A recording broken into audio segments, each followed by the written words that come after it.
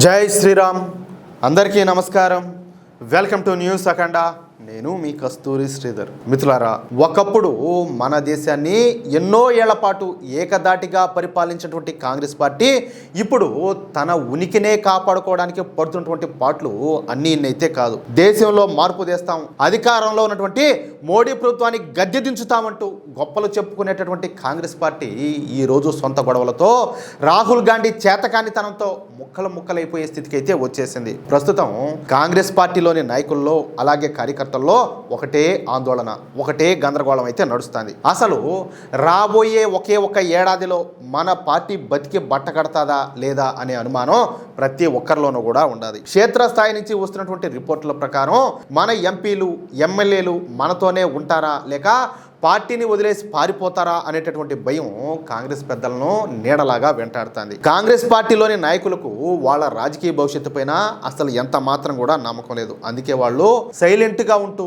సొంత గ్రూపులు పెట్టుకోవాలా లేక దేశాన్ని సరైన దారిలో నడుపుతున్నటువంటి ఎన్డీఏ కూటమిలో చేరాలా లేదా అవకాశం దొరికిన వెంటనే జాతీయవాదానికి మారు పేరైనటువంటి భారతీయ జనతా పార్టీలో కలిసిపోవాలా అని చెప్పేసి గోడ మీద పిల్లిలాగా ఎదురు చూస్తున్నారు. ఇది ఏదో ఒక రాష్ట్రంలో జరుగుతున్నటువంటి కథ అయితే కాదు. దేశవ్యాప్తంగా ఉన్నటువంటి ప్రాంతీయ పార్టీ నాయకులకు ఇప్పుడు కాంగ్రెస్ పార్టీ ఒక మునిగిపోయే పడవలాగా కనిపిస్తుంది. అందుకే అటువైపోయినా పోవాలా లేదా ఇటువైపోయినా రావాలా, ఎలాగైనా సరే తమ పదవులను మాత్రం కాపాడుకోవాలని చెప్పేసి వాళ్ళంతా కూడా ఆరాటపడుతున్నారు. ఎందుకంటే కాంగ్రెస్ లో ఉంటే భవిష్యత్తు శూన్యమని చెప్పేసి వాళ్ళకందరికి కూడా స్పష్టంగా అర్థమైపోయింది. గతంలో కాంగ్రెస్ తో కలిస్తే లాభం జరుగుతుందని అనుకున్నటువంటి నేతలంతా కూడా ఇప్పుడు పార్టీ ఫిరాయింపుల చట్టం ముసుగులో ఇరుక్కుపోకుండా ఏ విధంగా బయటపడాలా అని చెప్పేసి రకరకాల ప్లాన్లన్నీ కూడా వేస్తున్నారు. ఇక్కడ ఇంకో విషయం ఏంటంటే అభినవ శూర్పణఖైనటువంటి మమతా బేగంకు వచ్చినటువంటి టీఎంసీ పార్టీ నుంచి అలాగే ఉద్ధవ్ ఠాక్రే శివసేన నుంచి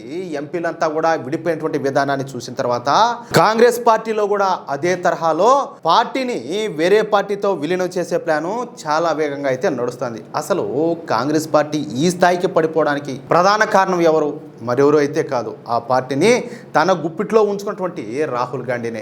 పార్టీ ఒకవైపున సర్వనాశనం అయిపోతా ఉంటే ఈ రాహుల్ గాంధీ మాత్రం విదేశాల్లో హాలిడే ట్రిప్లు వేసుకుంటా కాలక్షేపం చేస్తున్నాడు. ఫుల్ ఎంజాయ్లో ఉన్నాడు అయ్యా. సొంత దేశంలో సొంత పార్టీలో ఏం జరుగుతుందో పట్టించుకునే కనీస బాధ్యత కూడా ఆయనలో అయితే కనపడడంలే. కాంగ్రెస్ లోని సీనియర్ నాయకులంతా కూడా రాహుల్ గాంధీతో మాట్లాడాలి అంటే రోజుల తరబడి వెయిట్ చేయాల్సి అయితే వస్తుంది. వాళ్లకు సమస్యలు వచ్చి మెసేజ్ పంపిస్తే ఆయనకు తీరిక దొరికినప్పుడు విదేశీ ప్రయాణాలు ముగిసిపోయిన తర్వాత ఎప్పుడో రిప్లై ఇస్తాడు. దేశ సరిహద్దులు దాటి ఎక్కడో తన పనుల్లో బిజీగా ఉండేటటువంటి రాహుల్ గాంధీకి దేశంలో హిందువుల సెంటిమెంట్లు కానీ జాతీయవాద భావాలు కానీ ఏ మాత్రం కూడా అసలు పట్టనే పట్టవు. ఇప్పుడు మనం ఎన్ని రోజుల నుంచి చెప్పుకుంటున్నాము ఈయన ఏదో బయట దేశాలకు పోయిండాడని. ఏ దేశంలో ఉన్నాడో తెలియదు, ఏమి శాస్త్రాడో తెలియదు. ఈయన మళ్ళా దేశంలో ప్రధాన ప్రతిపక్ష నేత. ఇంకెట్టుంటారు చూడండి. కనీసం సొంత పార్టీ నేతల బాధలు కూడా ఆయనైతే వినడంలే. ఈ రాహుల్ గాంధీ చుట్టూ ఉండేటటువంటి ఇద్దరు ముగ్గురు కోటరీ నాయకులు చెప్తేనే ఆయన వింటారు తప్ప క్షేత్రస్థాయిలో ఉన్నటువంటి సాధారణ కార్యకర్త బాధను ఆయన అస్సలు పట్టించుకోవడంలే. ఈ ఒంటితో పోకడలే ఇప్పుడు కాంగ్రెస్ పార్టీకి పెద్ద ముప్పుగా మారినాయి. ఒకప్పుడు కాంగ్రెస్ పార్టీకు గట్టి కోటగా ఉన్నటువంటి పంజాబ్ రాష్ట్రంలో ఇప్పుడు పరిస్థితి అంతా కూడా ఎట్లున్నదో తెలిసిన. అక్కడ కాంగ్రెస్ పార్టీ ఎప్పుడు ముక్కలైపోతాదో తెలియనటువంటి ఒక టైం బాంబ్ లాగా మారిపోయింది. అమరీందర్ సింగ్ రాజా వారింగ్ ను పార్టీ అధ్యక్షుడిగా కొనసాగించడంతో మాజీ ముఖ్యమంత్రి చరణ్జీత్ సింగ్ చెన్నీ వర్గం తీవ్రమైన కోపంతో ఉండాలి. ఈ చెన్నీ చుట్టూ ఇప్పుడు కాంగ్రెస్ ఎమ్మెల్యేలు అలాగే మాజీ ఎమ్మెల్యేల సంఖ్య రోజు రోజుకు పెరిగిపోతుంది. వీళ్ళంతా కూడా రాహుల్ గాంధీ నిర్ణయాలపైన తీవ్రమైన అసంతృప్తిలో ఉన్నారు. ఇకపోతే సుఖ్జిందర్ సింగ్ రంధావా లాంటి సీనియర్ నేతలంతా కూడా నేరుగా మన హోంమంత్రి అమిత్ షా గారిని కలిసి వచ్చారంటేనే అక్కడ పరిస్థితి ఎంత సీరియస్గా ఉండదో మనమంతా అర్థం చేసుకోవచ్చు. పంజాబ్లో కాంగ్రెస్ పార్టీకి చెందినటువంటి దాదాపు 65 మందికి పైగా కీలకమైన నాయకులు ఏ క్షణంలోనైనా సరే తిరుగుబాటు చేయడానికి సిద్ధంగా ఉన్నారు. వాళ్ళు కొత్త గ్రూపు పెడతారా లేకపోతే నేరుగా బీజేపీ వైపు వెళ్తారా అనేది కాంగ్రెస్ పెద్దలకు నిద్ర లేకుండా చేస్తుంది. ఇకపోతే మధ్యప్రదేశ్ విషయానికి వస్తే అక్కడ కాంగ్రెస్ సీనియర్ నేత అయినటువంటి దిగ్విజయ్ సింగ్ తీవ్రమైన అసంతృప్తితో రగిలిపోతున్నాడు. కాంగ్రెస్ పార్టీ మా రాజకీయ జీవితాన్ని నాశనం చేసేసింది, పార్టీలో మాకు ఎలాంటి విలువ కూడా లేదు అనేటటువంటి బాధ ఆయన మాటల్లో క్లియర్గా కనపడుతుంది. ఈ రాహుల్ గాంధీ తన సొంత భజన పరులైనటువంటి భూపేష్ బఘేల్, జైరామ్ రమేష్, అలాగే పవన్ ఖేడాలకు మాత్రమే అన్ని బాధ్యతలను అప్పగించి సీనియర్లను పూర్తిగా పక్కన పెట్టేశాడు. రాహుల్ గాంధీ పెంచి పోషించినటువంటి ఈ కొత్త అనుచరుల వల్ల మధ్యప్రదేశ్లో కాంగ్రెస్ పార్టీ పూర్తిగా దెబ్బతినిపోయింది. ఎక్కడ ప్రభుత్వం ఉంటే అక్కడ తమకు తల ఊపేటటువంటి వాళ్ళకే ఇన్ఛార్జిగా బాధ్యతలన్నీ కూడా ఇస్తున్నారు. ఇకపోతే కర్ణాటక నుంచి, తెలంగాణ నుంచి కేవలం డబ్బులు వసూలు చేయడం కోసమే తమకు నచ్చిన వాళ్ళను ఇన్ఛార్జీలుగా పంపిస్తున్నారు తప్ప పార్టీని బలోపేతం చేయాలనే ఆలోచన రాహుల్ గాంధీకి ఎంత మాత్రం కూడా లేదు. అక్కడ జీతు పట్వారీ లాంటి నేతలను కనీసం చెప్పాలంటే మాట్లాడనీయడంలే. బీజేపీ ప్రభుత్వం పైన వీళ్ళు చేసే ఆరోపణలను సొంత పార్టీ నేతలే తప్పుపడతా ఉండడంతో అక్కడ కాంగ్రెస్ పార్టీ ఎంత బలహీన పడిపోయిందో మనం అందరం కూడా అర్థం చేసుకోవచ్చు.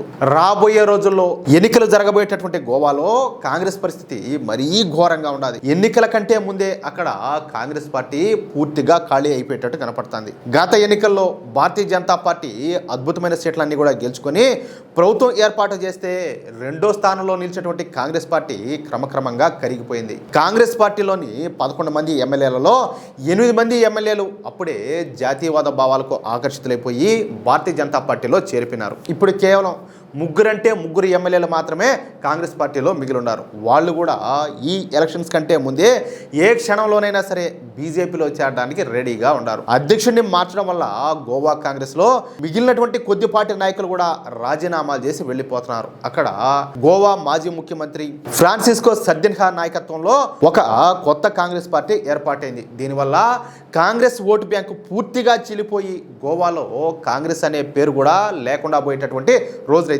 దగ్గర పడినాయి. కేసీ వేణుగోపాల్ ఎన్నిసార్లు గోవా వెళ్ళినా అక్కడ ఆయన్ను ఎవరు కూడా పట్టించుకోవడం లే. భారతీయ జనతా పార్టీ పైన బురద చల్లడమే పనిగా పెట్టుకున్నటువంటి కాంగ్రెస్ పార్టీ తన సొంత తప్పులను ఒకసారి అయితే ఖచ్చితంగా క్రాస్ చెక్ చేసుకోవాలా. నేను ఈ మాట ఎందుకంటానంటే బీజేపీ ఏదైనా తప్పు చేస్తే అది తప్పు అని చెప్పేసి ఏడ్చేటటువంటి కాంగ్రెస్ పార్టీ తెలంగాణలో ఏం చేస్తుందో ఖచ్చితంగా సమాధానం అయితే చెప్పాలా. నేను ఈ మాట ఎందుకంటానంటే తెలంగాణలో ఎన్నికల తర్వాత అధికారంలోకి వచ్చినటువంటి కాంగ్రెస్ పార్టీ రాజకీయ విలువలను గాలికి వదిలేసి బీఆర్ఎస్ కి చెందినటువంటి 10 మంది ఎమ్మెల్యేలను ఒక్కొక్కరిగా తమ పార్టీలో అయితే చేర్చుకునేది గుర్తున్నది మీకు.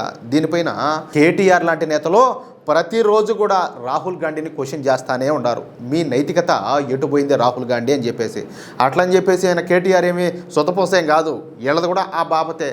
అక్కడ స్పీకర్ పైన ఒత్తిడి తెచ్చి నెలల తరబడి ఫైళ్లను తొక్కిపెట్టి కోర్టుల నుంచి ఆర్డర్లు వచ్చినా సరే కాలయాపన అయితే చేస్తున్నారు. అంటే టైం వేస్ట్ చేస్తున్నారు. కాంగ్రెస్కు ఒక చోట నష్టం జరిగితే అది ప్రజాస్వామ్యాన్ని చంపేయడం, అదే కనుక ఇదే కాంగ్రెస్ పార్టీకు మరొక చోట లాభం జరిగితే అది కరెక్ట్ అని చెప్పి సమర్థించుకుంటా ఉంటారు. ఈ డబుల్ స్టాండర్డ్స్ను మన దేశంలో ఉన్నటువంటి ప్రజలంతా కూడా గమనిస్తూనే ఉన్నారు. వీళ్లకు తగిన బుద్ధి చెప్పేటటువంటి రోజులు ఖచ్చితంగా ఎంతో దూరంలో అయితే లేవు. కేసీ వేణుగోపాల్ లాంటి నేతలు కేరళలో విడి సతీశన్ చేతిలో ఓడిపోయి రాహుల్ గాంధీ క్వార్టర్లో చేరిపోయి అక్కడ టైంపాస్ అయితే చేస్తున్నారు. రాహుల్ గాంధీ తన విదేశీ యాత్రలు ముగించుకొని దేశానికి తిరిగి వచ్చేసరికి ఢిల్లీలో పార్లమెంట్ సమావేశాల కంటే ముందే ఆయనకు ఒక పెద్ద షాక్ తగలడం ఖాయంగా కనపడుతుంది. కాంగ్రెస్ పార్టీకి చెందినటువంటి దాదాపు 25 మంది ఎంపీలు రాహుల్ గాంధీ ఒంటితో పోకడలకు వ్యతిరేకంగా ఓటింగ్లో పాల్గొనకపోవడమో లేదా దేశ ప్రయోజనాల కోసం మోడీ ప్రభుత్వం తెచ్చేటటువంటి బిల్లులకు అనుకూలంగా ఓటు వేయడమో చేసేటటువంటి పరిస్థితి